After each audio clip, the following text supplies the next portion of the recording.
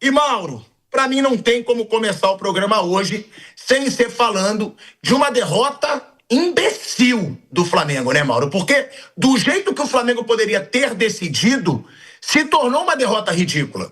Porque é um adversário dificílimo. São pontos perdíveis, né? Como a gente fala. Dá para se perder pontos pro Cruzeiro no Mineirão, mas do jeito como se desenhou, podendo decidir, com o Rossi levando o gol defensável como sempre e com displicência do Ayrton Lucas no final, se tornou, né, Mauro, uma derrota ridícula do Flamengo no Mineirão.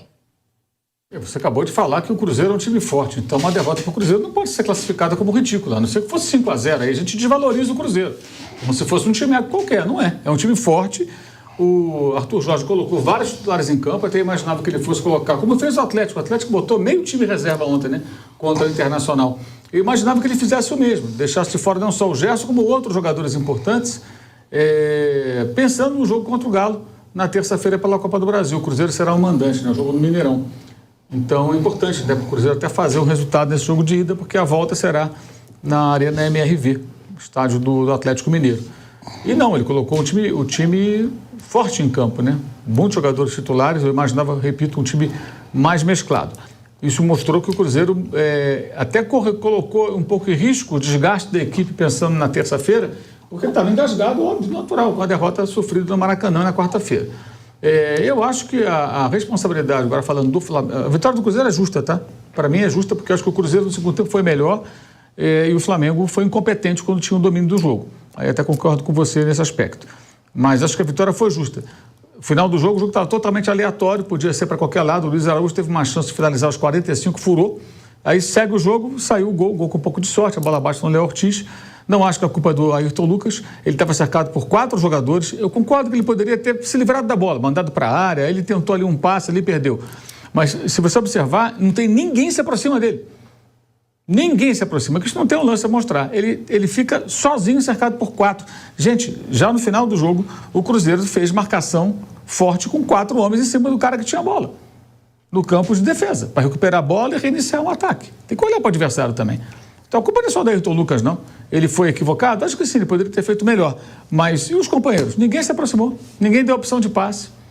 Ele ficou ali, ninguém chegava para também fazer uma falta, cavar uma falta, ele acabou se embananando e perdendo a bola. Mas depois disso acontece muita coisa, até esse lance do gol. Eu diria que assim, responsabilizar o Ayrton Lucas é a mesma coisa que a gente defender aqueles pênaltis, aquelas faltas que anulam gols marcadas 40 segundos, 30 segundos antes. O jogo segue, aí o VAR vai lá, procura uma falta lá atrás e aí anula um gol, quando várias situações já ocorreram depois da infração não marcada. Então, não vejo o Ayrton Lucas como vilão, não. Para mim, os responsáveis são, não necessariamente nessa ordem, Pedro, Leonardo Jardim, Carrascal pelo gol que perdeu no primeiro tempo, não jogou tão bem, mas participou de jogadas importantes. Não acho que ele fez uma partida tão ruim, jogou menos que os outros jogos, mas não acho que ele foi tão ruim. Paquetá foi muito pior que o Carrascal. Aliás, o Paquetá tem que jogar bola, né? Custou caro. Partida muito ruim, muito abaixo. E, ele joga melhor de segundo homem, pois é. Jogou de segundo homem, descascata, negócio de jogar bem. Ele joga bem em várias posições, mas tem que jogar bem. Eu acho que assim, o Flamengo está vivendo hoje um momento, até peguei uns números aqui, até postei esses números, que para mim são muito claros com relação eu vou usar uma expressão que um amigo meu, eu acho que define bem, em português eu não consigo encontrar uma tão impactante, digamos assim. Mas o Flamengo ele fez o chamado, não fez o upgrade, ele fez o downgrade de técnico. Ele saiu de um técnico melhor para um pior. E aí é importante situar, assim, o Leonardo Jardim não é um técnico ruim, mas é pior que o Felipe Luiz. E aí tem um detalhe que as pessoas têm que situar. Eu mesmo, ano passado, me animei com ele, fiz vários elogios e depois mudei meu ponto de vista.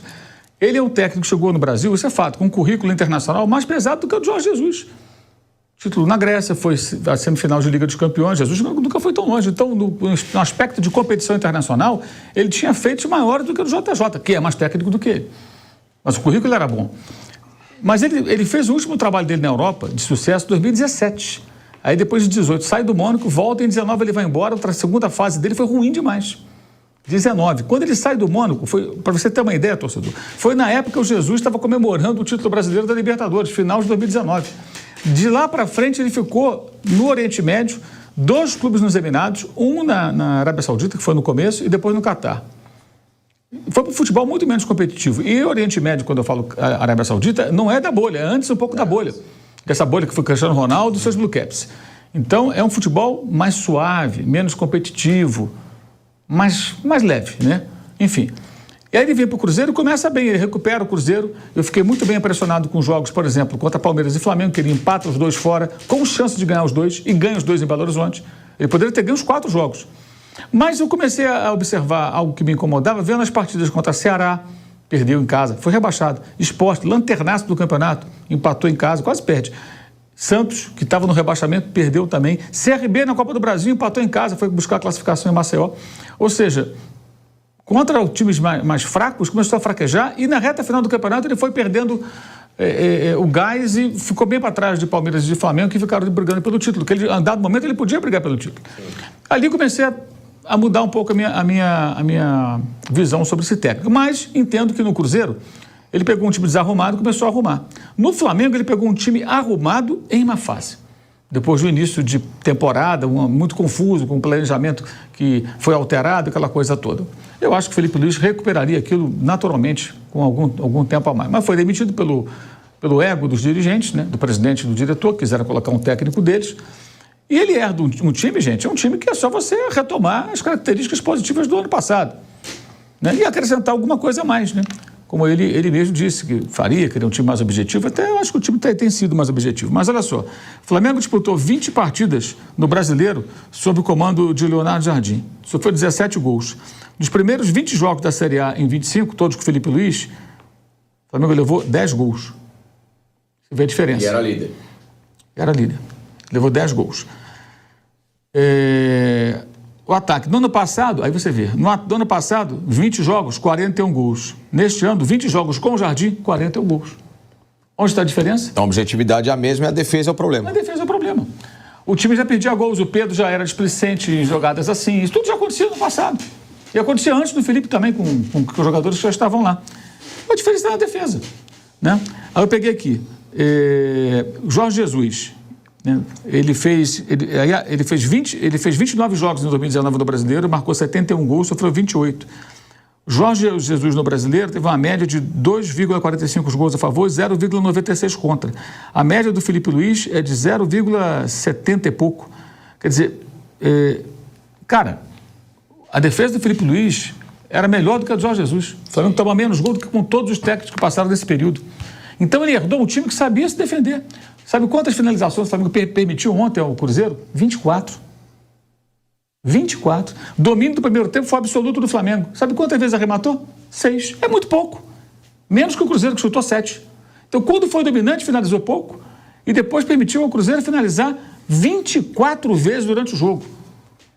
Então, tem muito de erro do técnico. Bagunçou o time todo durante. Lembrando, ele herdou um time arrumado em má fase. É recuperar os movimentos que ficaram esquecidos, botar os jogadores em forma, tinha jogador fora de forma, voltando de férias, e acrescentar alguma coisa. Ele está simplesmente destruindo as características positivas defensivas dessa equipe. Isso é muito claro, porque ele é um técnico pior. Não é que seja ruim, entendeu? Ele pode ser um bom técnico, mas o outro é melhor. Então houve o chamado downgrade, descer um degrau. E aí está pagando por isso. Quando os jogadores, após o jogo contra o Internacional, fizeram, dentro do dia a dia, uma espécie de, eu vou chamar de intervenção, isso aconteceu e está acontecendo. Isso é informação, por favor, tá? Não é especulação. Está acontecendo. Jogadores com liderança no elenco têm participado dos treinos, questionado atividades, pedindo mudanças e fazendo dentro do campo também. Quando isso acontece, o time dá uma engrenada. Mas não vai acontecer o tempo todo. Especialmente quando alguns deles não estão em campo e tudo mais, né? Porque tem que fazer um rodízio de jogadores ou quando o técnico intervém. Ontem, no segundo tempo, o Flamengo estava empatando o jogo, o empate não era ruim, não. Nas circunstâncias, tem que pensar, estou empatando fora de casa com o Cruzeiro. Estou perdendo 2 pontos. Peraí, é um jogo normal. O Palmeiras vai ganhar do Vasco, é um jogo diferente. Não dá para comparar o Vasco na zona de rebaixamento, né? E o Cruzeiro, que é a melhor campanha desde que esse técnico Arthur Jorge assumiu. São jogos fora de casa e em casa.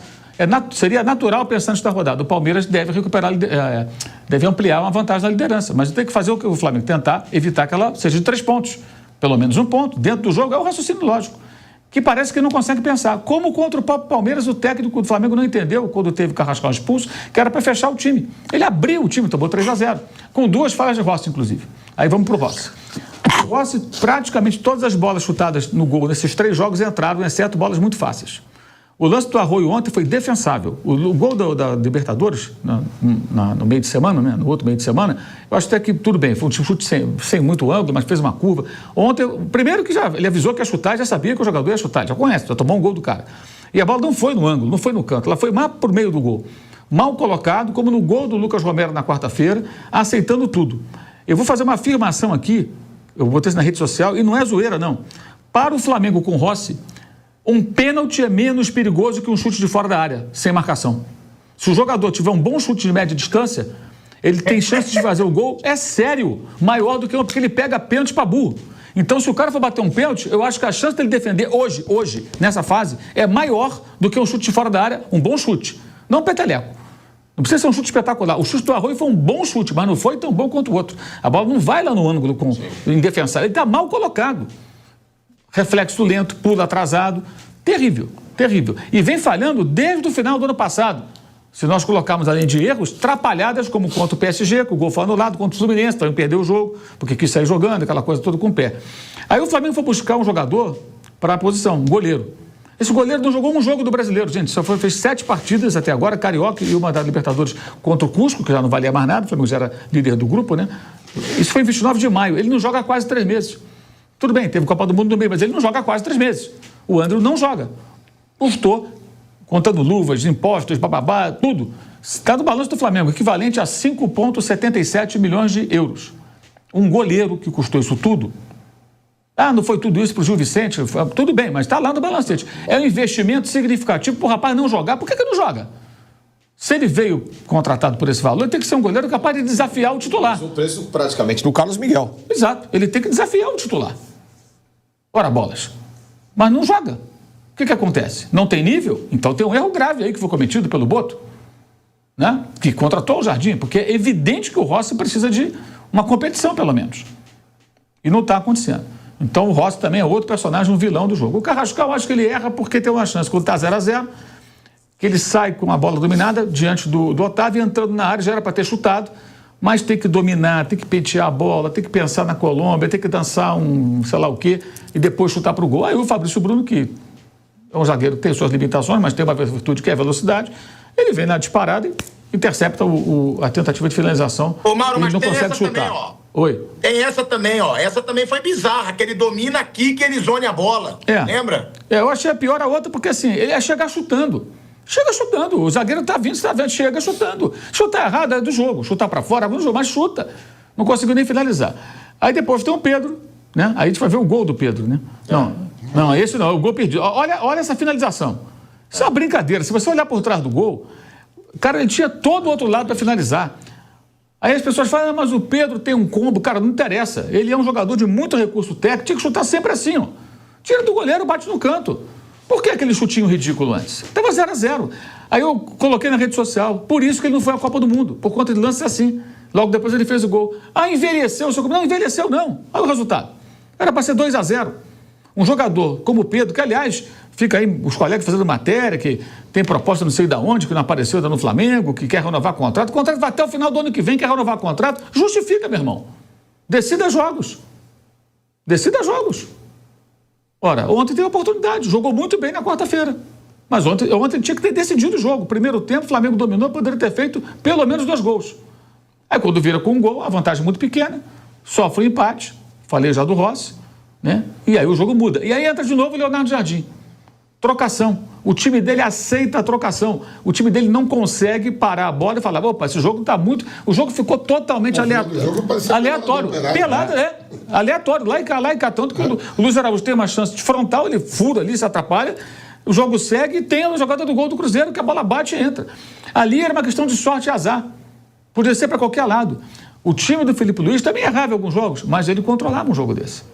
A bola é minha, vou ficar com ela, calma, né? Peraí, que pressa é essa, irmão? Não, o Flamengo aceita isso, como contra qualquer time, ainda mais um time como o Cruzeiro. E o Cruzeiro queria essa trocação no final. Ele queria o tudo ou nada. É um time que gosta de jogar em transição. Então, pá, vai lá, vem cá, é ótimo pro Cruzeiro. E funcionou. Acabou tendo uma dose de sorte no gol, mas funcionou, isso que interessa. Eu acho que o Cruzeiro, pelo segundo tempo, mereceu a reação, lutou até o final, colocou um time forte em campo, lançou o Gerson durante a partida, que até participou da jogada do gol. Aliás, não comemorou, né? Faz algo meio esquisito. Ele participa do gol, né? Da jogada do gol. Então, eu entendo que os vilões do Flamengo são vários. E as virtudes do Cruzeiro também, que reagiu, levou o jogo a sério. Era importante pela autoestima do time depois da eliminação derrotar o Flamengo.